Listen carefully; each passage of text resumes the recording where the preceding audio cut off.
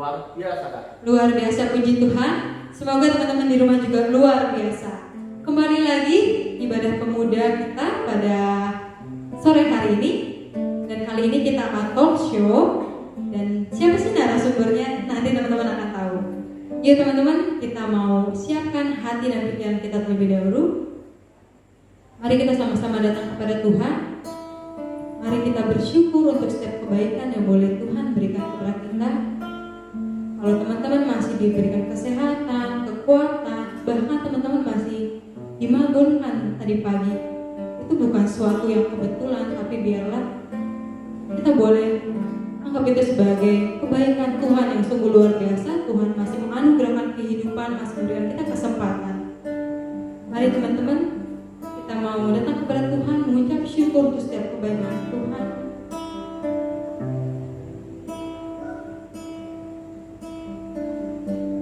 Kita akan berterima kasih sama-sama.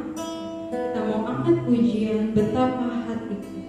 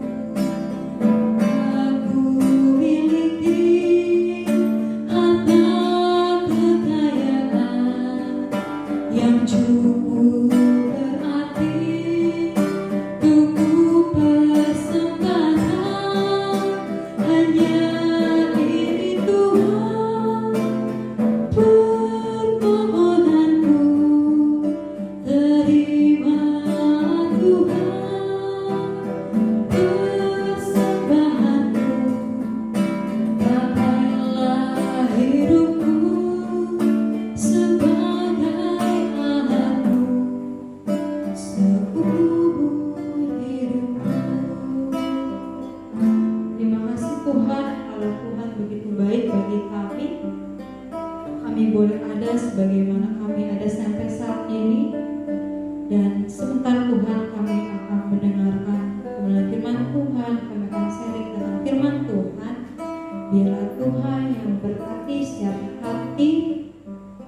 Biarlah kami boleh menangkap setiap maksud Tuhan, tujuan Tuhan dalam kehidupan kami. Bahkan kami bisa menangkap setiap kebenaran firman Tuhan. Biarlah kebenaran firman Tuhan itu tidak berlalu begitu saja, tapi setiap kebenaran firman Tuhan mengubahkan hidup kami, boleh tertanam, boleh bertumbuh, bahkan berakar dan berbuah dalam kehidupan kami. Terima kasih Tuhan Yesus, terima kasih. Terpujilah Engkau kekal selamanya. Haleluya. Amin. Selamat sore Bu Devi. Selamat sore Pak Dik.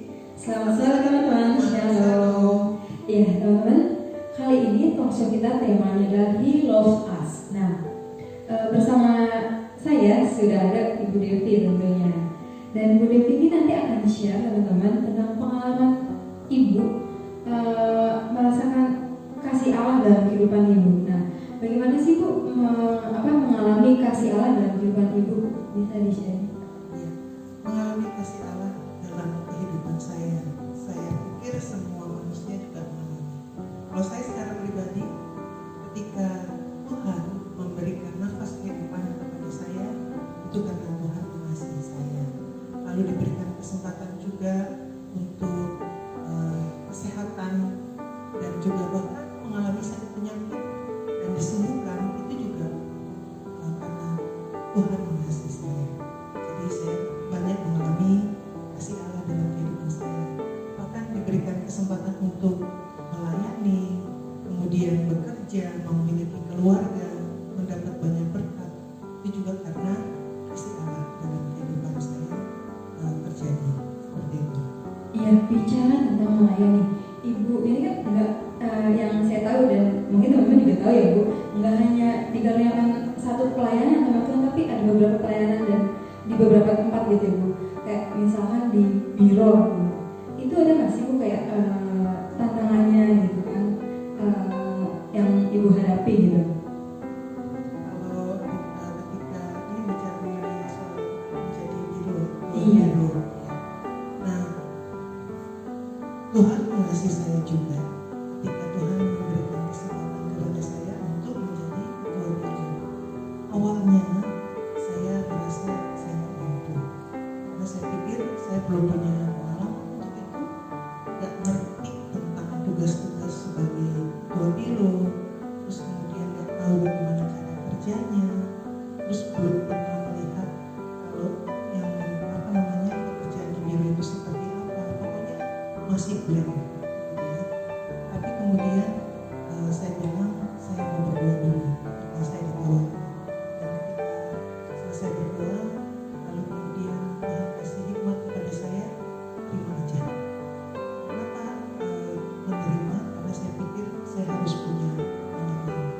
Ketika saya menerima pelayanan itu, berarti saya sudah siap untuk mengalami pelayanan saya di biro. Bayangkan kalau waktu itu saya menolak. Kalau saya menolak artinya saya tidak akan membuka kesempatan kepada diri saya untuk mengalami pelayanan di biro itu. Dan ketika Tuhan menolong saya mengatakan iya, maka Tuhan membuka jalan. Dan ketika ternyata menerima pelayanan sebagai ketua biro, saya ternyata tidak dibiarkan sendiri. Tuhan menolong saya dengan banyak sekali teman-teman yang membantu, menolong saya. Kemudian menjadi satu grup dalam biro itu ada sekretaris bendahara, kemudian dari sinode sendiri juga memberikan pengarahan dan sebagainya. Akhirnya kita bisa menjalankan itu. Dan saya pikir itu adalah bentuk kasih Allah kepada saya, sehingga bisa menjalankan walaupun mungkin belum sempurna, tapi sudah bisa dijalankan, dan semoga itu menjadi berkat buat teman-teman. Jadi intinya mencoba dulu ya Bu ya. Ya, berani mencoba bersama dengan Tuhan kita bisa. Iya. Nah kalau tadi itu kan itu dalam ruang lingkup agama gitu, gereja ya Bu ya. Dan kalau yang saya tahu juga Ibu ini pelatih paduan suara. Iya, apalagi Ibu pernah melatih untuk lomba internasional. Nah pasti kan itu tantangannya lebih sulit, bahkan mungkin ada nggak sih yang kegagalan yang pernah Ibu alami selama menjadi pelatih gitu? Ya, ketika saya diminta sekali lagi untuk menjadi pelatih paduan suara, satu hal yang saya ingat bahwa itu adalah salah satu juga pelayanan. Dan dengan kekuatan, dengan pertolongan dan kasih Allah, saya diberikan kemampuan untuk mengatakan, ya saya siap untuk melatih paduan suara. Tapi ketika kita melakukannya, ya ampun, banyak banget tantangannya, ya kan? Jadi nggak gampang seperti yang kita lihat. Kita melihat paduan suara yang sudah jadi gitu ya, yang juara-juara di tingkat nasional sampai internasional, kelihatannya kok kayaknya enak gitu. Tapi ketika menjalankan prosesnya, waduh, nggak gampang, ya. Butuh ketekunan, butuh kesabaran, bahkan mengalami jatuh bangun juga. Yang tadi Bunda nanyakan mengenai kegagalan. Ya, di paduan suara ini juga saya pernah mengalami sebuah kegagalan. Tetapi satu hal yang saya diingatkan bahwa kegagalan itu bukan akhir dari segalanya. Tapi kegagalan itu bisa menjadi batu loncatan kita untuk menuju keberhasilan. Nah, saya ketika mengalami kegagalan itu, saya gagal itu dalam arti paduan suara kita gagal ya dalam lomba dan tidak menjadi juara, bahkan menjadi juara tapi juara dari 2 terbawah. Jadi istilahnya nilainya benar-benar jauh sekali dibandingkan yang sebelumnya. Jadi ketika sebelumnya kita latihan dengan tekun, dengan disiplin, lalu kemudian berserah kepada Tuhan, kita juara waktu itu pernah. Tapi kemudian yang tahun berikutnya kita mengalami jatuh kegagalan, dan ketika kegagalan itu anak-anak pun tahu gitu ya kenapa mereka gagal, karena banyak tidak disiplinnya dan sebagainya. Dan ketika pengumuman kegagalan itu yang paling saya takutkan, karena malu ya dengan teman-teman yang lain, dengan teman-teman guru yang berhasil. Rasanya muka ini mau ditaruh di mana gitu, terima kegagalan, karena semua yang ikut lomba pada saat itu kan harus datang di pengumuman dan menerima pengumuman siapa yang juara, siapa yang mendapatkan nilai tinggi, siapa yang paling rendah ya. Dan ketika mau seperti itu, karena kita merasa bahwa kita gagal, aduh, untuk datang ke tempat itu aja rasanya penuh perjuangan. Kenapa? Ketika datang kita harus menerima kalau kita itu kalah. Saya sempat gak mau datang waktu itu. Ngapain datang, malu ya kan? Karena gagal, karena paduan suara waktu itu tampilnya tidak memuaskan sama sekali. Akhirnya saya ketika acara itu saya cuma berkeliling-keliling aja dengan suami saya naik mobil, mau datang apa enggak gitu.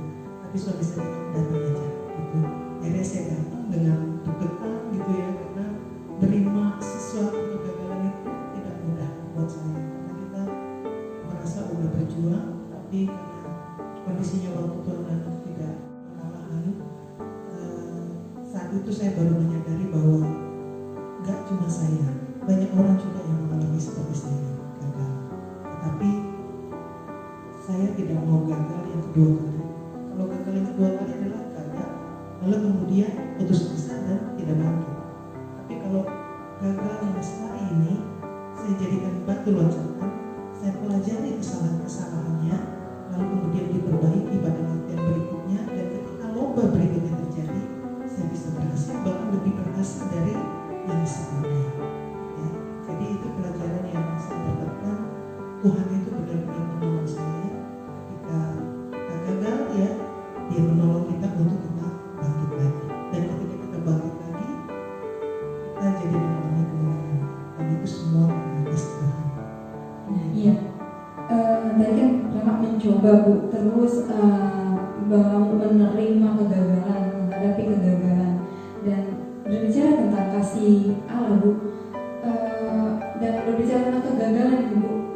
bahkan saya sebagai pemula juga seringkali belum mencoba nih Bu, belum mencoba udah kayak merasa gagal duluan atau kayak minder, malu gitu kan ya Bu. Nah, bagaimana sih menurut pendapat Ibu tentang kasih Allah dengan kegagalan yang harus dialami setiap pemuda, perasaan malu, minder, itu ada hubungannya nggak sih Bu tentang kasih Allah gitu? Intinya sih sebenarnya begini, setiap manusia itu pasti pernah mengalami keberhasilan dalam sesuatu hal dan juga pernah mengalami kegagalan, ya, dan itu dianggap biasa. Artinya bukan sesuatu yang menjadi tolak ukur gitu ya. Artinya gini, ketika dia berhasil, banyak orang juga yang berhasil. Ketika dia mengalami kegagalan, banyak juga orang yang mengalami kegagalan. Tetapi masalahnya adalah seringkali ketika gagal dia nggak mau bangkit lagi, itu makanya dia gagal 2 kali istilahnya. Nah, banyak orang yang tidak mau mengalami kegagalan karena takut menerima sebuah tanggung jawab. Ya, ketika dia dikasih tanggung jawab, lalu kemudian dia menolak, sebenarnya dia sudah gagal karena dia tidak pernah mencoba. Dia nggak tahu bagaimana potensi yang ada di dalam dirinya sebenarnya. Nah, saya percaya bahwa setiap manusia itu Tuhan kasih potensi, bakat yang ada di dalam dirinya. Ada yang dikasih 1, 2, 3, 4, 5 talenta gitu ya. Bagaimana kita tahu talenta itu ada berapa di dalam kita kalau kita tidak pernah mencoba? Ketika ada tawaran untuk melakukannya, ya. Ketika misalnya contohnya kayak tadi saya bilang mati paduan suara. Bagaimana saya tahu kalau saya bisa mati paduan suara? Kalau saya menolak ketika saya diminta, Bu, Ibu mati paduan suara ya? Enggak mau Bu. Nah, ketika saya nggak mau, maka kesempatan kedua belum tentu ada, hilang. Jadi saya nggak tahu kalau saya ternyata bisa mati paduan suara. Ketika saya menerima tawaran itu, baru saya tahu, oh ternyata disinilah passion saya, disinilah bakat saya, begitu kan? Nah, ketika sudah mengalami, melakukan, tiba-tiba gagal, gitu kan? Nah, gagal ini semua orang alami, jadi kita tidak usah putus asa dan sebagainya, tapi kita harus bangkit kembali. Nah, orang yang gagal adalah orang yang tidak pernah mau menerima tugas apapun, sehingga dia merasa dirinya tidak berharga. Dia merasa, aduh aku gak punya apa-apa, aduh aku gak bisa apa-apa. Kenapa? Karena setiap ada kesempatan untuk dia melakukan sesuatu, dia tolak. Biasanya sih menurut pengalaman saya begitu. Nah, jadi menolak sebuah kesempatan itu membuat diri kita jadi gagal. Gitu kan? Biasanya gimana kalau Doni ngalamin ketakutan atau gimana? Kamu ngalamin? Pastinya pernah ya Bu. Apalagi saya orang yang termasuk orang yang takut untuk mencoba sesuatu karena takut nggak bisa duluan gitu, takut malu nih kalau orang tahu gue nggak bisa gitu lah. Gitu sih lebih ke situ kalau saya gitu. Ya biasanya orang menolak karena dia pikir saya di situ, saya bukan di situ bidangnya. Iya. Misalnya seperti itu ya. Tapi siapa yang tahu? Bahkan kadang-kadang kita sendiri pun kita nggak tahu kemampuan kita di mana, begitu kan? Ketika kita mendapat tawaran terus kemudian kita tolak, ya sudah, berarti kesempatan itu hilang. Tapi kalau kita terima, walaupun menurut kita nggak bisa, kita coba dulu, kita jalani dulu, dan ketika sudah dijalankan, baru kita tahu, oh ternyata passionku bukan di sini. Nanti selanjutnya pasti akan ada progres yang lain seperti itu, ya kan? Nah, semakin banyak kita menerima tawaran pelayanan yang istilahnya orang tawarkan ke kita, semakin banyak kita punya pengalaman. Dan ketika semakin banyak kita punya pengalaman, kita jadi tahu, oh ternyata jalan kita sebenarnya di sini, gitu kan? Kayak seperti murid aja, murid kan kalau belajar di sekolah kan dia menerima sekian belas pelajaran. Gak semua pelajaran dia kuasai, pasti ada 1-2 yang dia sukai. Ya berarti itu yang dia fokuskan untuk nanti dia masuk ke jenjang yang berikutnya. Gak semua pelajaran. Tapi kalau dia gak mau belajar setiap pelajaran, dia gak tahu kemampuan dia di mana.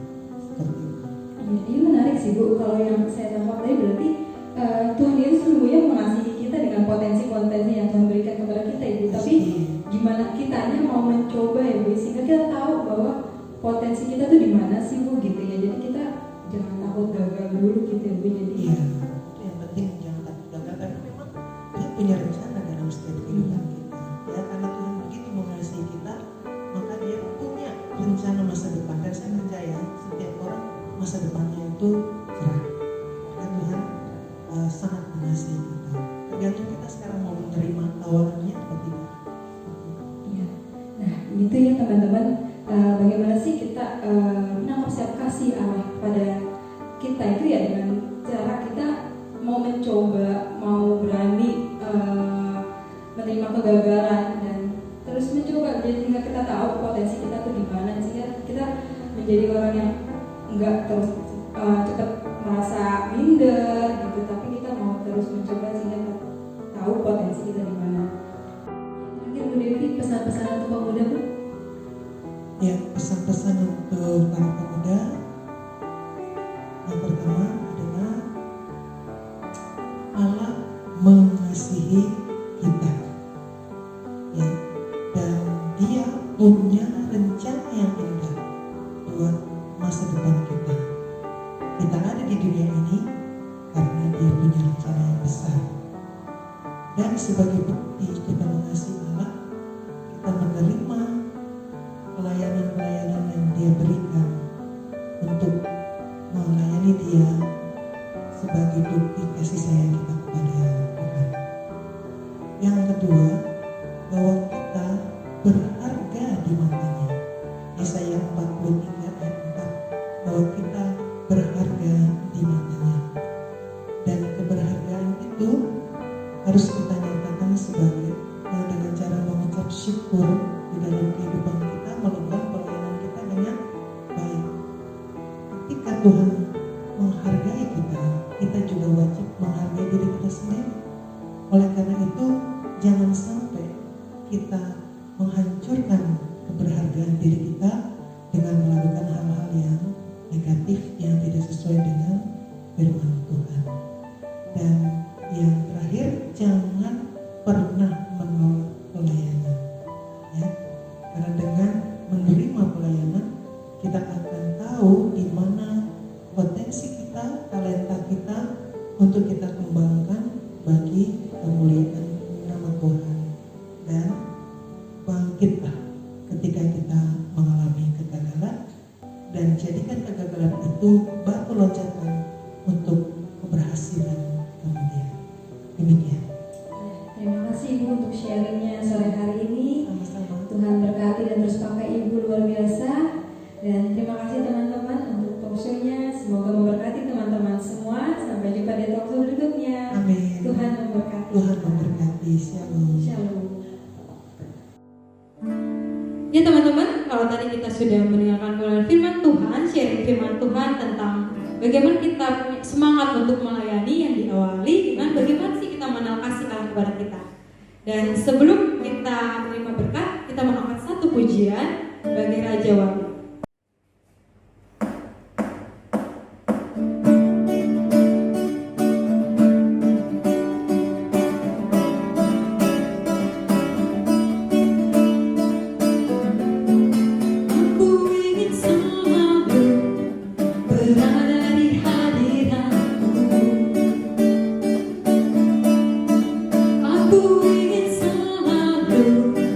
Berlindung dalam naunganmu.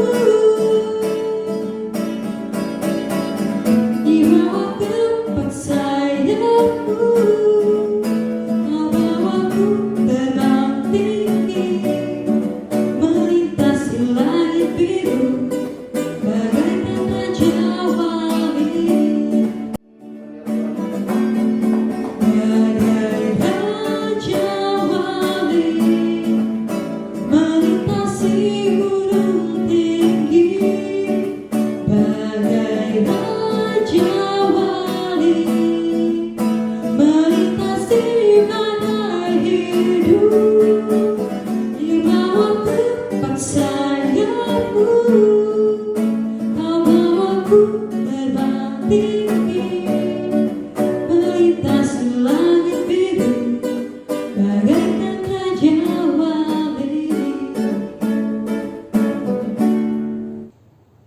kita berdoa. Bapa kami yang bertata di kerajaan sorga, Bapa yang kami kenal di dalam nama Tuhan Yesus Kristus, kami kembali bersyukur Tuhan di saat ini atas segala berkat yang kami terima. Terimalah segala ibadah kami ini ya Tuhan, biarlah itu menjadi dupa yang harum di hadapan-Mu. Bapa yang baik, saat ini kami mau berdoa bersyafaat. Kami berdoa untuk pengurus kami, Komisi Pemuda. Biarlah kiranya Tuhan Engkau yang memberkati pengurus dalam segala hikmat dan kasih-Mu untuk memberkati mereka di dalam pelayanan, khususnya dalam mempersiapkan segala sesuatu ibadah ini ya Tuhan. Berikan mereka hikmat sehingga mereka terus tidak bosan dan terus menerus Engkau beri hikmat untuk melakukan kegiatan ini. Kami juga berdoa untuk para seluruh jemaat-Mu ya Tuhan, terkhusus jemaat pemuda ya Bapa. Kau berkati mereka Tuhan, berikan mereka damai sejahtera, berikan mereka perlindungan. Kami berdoa bagi mereka yang sedang sekolah, bahkan yang kuliah. Biarlah Tuhan juga memberkati mereka ya Bapa. Persiapan-persiapan pembelajaran yang mereka lakukan secara online di rumah, Kau berkati mereka, sehingga apapun yang mereka lakukan, itu adalah untuk kemuliaan nama-Mu. Dan mereka mendapat berkat dari situ. Dan kami berdoa untuk para anak-anak-Mu ya Tuhan yang sedang mencari pekerjaan. Biarlah juga Tuhan Engkau memberkati mereka. Berikan berkat dan hikmat-Mu sehingga ketika mereka mencari pekerjaan, ada kemuliaan Tuhan yang mereka lihat. Dan Tuhan pasti menunjukkan kemana mereka akan melangkah. Dan kami yakin saatnya Tuhan akan memberi pekerjaan pada mereka. Dan kami juga berdoa bagi adik-adik kami Tuhan yang sudah bekerja. Kiranya juga Engkau memberikan mereka berkat. Berikan mereka tanggung jawab dalam pekerjaan. Sehingga ketika mereka melakukan pekerjaannya, mereka lakukan hanya untuk Tuhan. Dan mampukan mereka Tuhan juga memberi yang terbaik bagi pekerjaan dan untuk kemuliaan nama-Mu. Kami juga berdoa bagi adik-adik kami yang pemuda yang sudah cukup umur untuk mencari teman hidup. Kami doakan mereka ya Tuhan, biarlah Tuhan menunjukkan teman hidup yang sepadan dengan mereka, yang sesuai dengan pilihan Tuhan, yang sesuai dengan kehendak Tuhan. Mampukan mereka Tuhan mencari sesuai dengan rencana-Mu, bukan karena keinginan hati saja, tetapi karena Tuhan ada di tengah-tengah pergaulan mereka. Sungguh kami mau menyerahkan mereka, sehingga waktunya mereka akan menentukan kapan untuk mereka menjalin hubungan yang baik dengan kekuatan yang dari Tuhan. Terima kasih ya Bapak. Kami juga berdoa bagi gereja kami secara khusus, gembala sidang kami. Kau berkati dan juga ketua majelis kami, bahkan seluruh majelis serta komisi ya Tuhan, bahkan seluruh jemaat-Mu yang ada di GKO Pondok Hukum secara khusus. Biarlah Tuhan berkati, Tuhan berikan damai sejahtera, beri kesehatan khusus. Secara khusus Tuhan kami berdoa untuk masa-masa sekarang di mana kami mengalami banyak cobaan, tapi sungguh kami yakin dan percaya kami akan mampu melampaui semuanya ini dengan keadaan sehat. Terima kasih ya Bapa. Terima kasih Yesus, Engkau telah melakukan banyak hal di dalam kehidupan kami. Sempurnakanlah semuanya itu Bapa, di dalam nama Tuhan Yesus Kristus yang mengajar kami berdoa. Bapa kami yang di sorga, dikuduskanlah nama-Mu, datanglah kerajaan-Mu, jadilah kehendak-Mu di bumi seperti di sorga. Berikanlah kami pada hari ini makanan kami yang secukupnya, dan ampunilah kami atas kesalahan kami, seperti kami juga mengampuni orang yang bersalah kepada kami. Dan jangan bawa kami kepada pencobaan, tetapi lepaskanlah kami daripada yang jahat, karena Engkau-lah yang punya kerajaan dan kuasa dan kemuliaan sampai selama-lamanya. Marilah kita terima berkat Tuhan. Anugerah dari Allah Bapa, kasih dari Tuhan Yesus Kristus, serta penyertaan Roh Kudus yang memberkati kita mulai saat ini sampai selama-lamanya. Amin.